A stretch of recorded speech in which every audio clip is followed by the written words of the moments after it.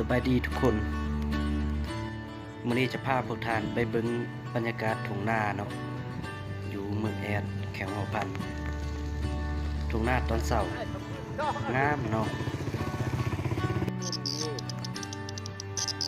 มีนกย่างหลายๆนกแอ่นเนาะ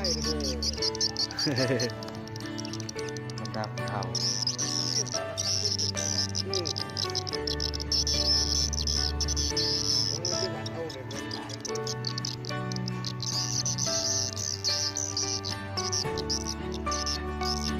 จำนกแอ่นเนาะ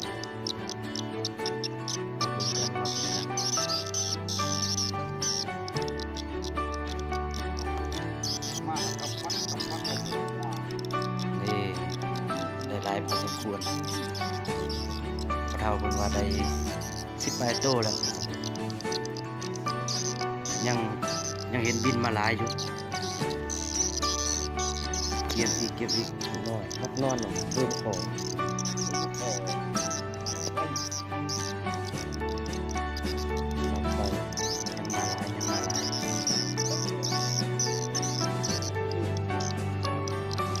เวลานี้เด้อผู้เฒ่าเพิ่นจะ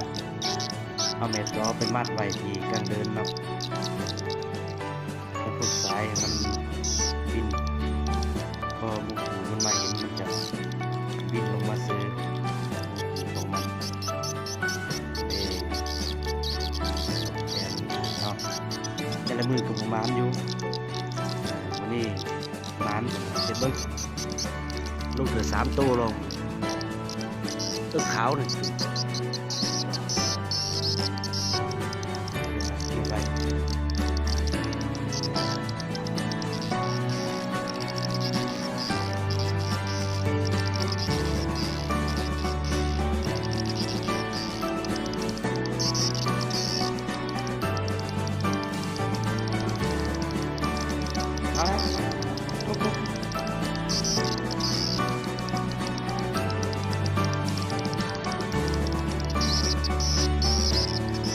มวนหลายตัวขาวบรรยากาศงามอย่างนี้ครับตรงหน้าแซงครับพี่น้องหน้าแซงงามแดดดีมากได้พวกละได้เก็บ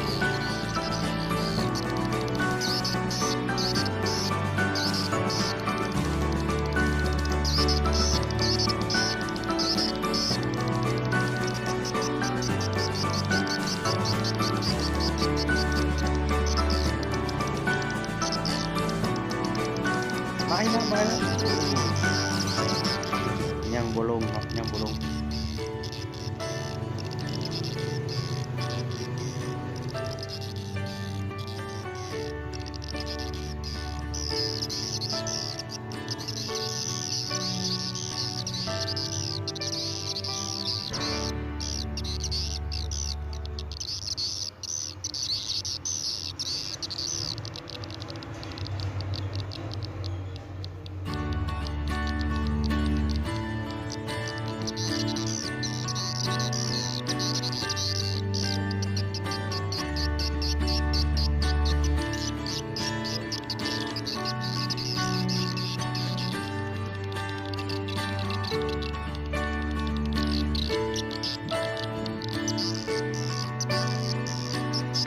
เท่ามันจะ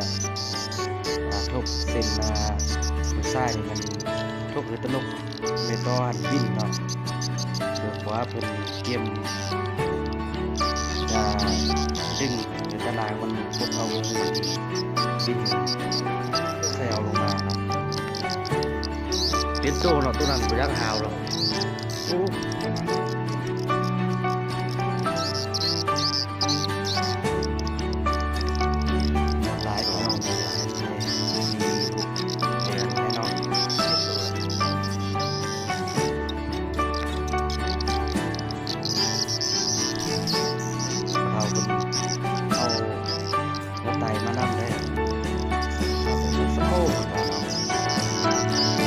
ลงเติม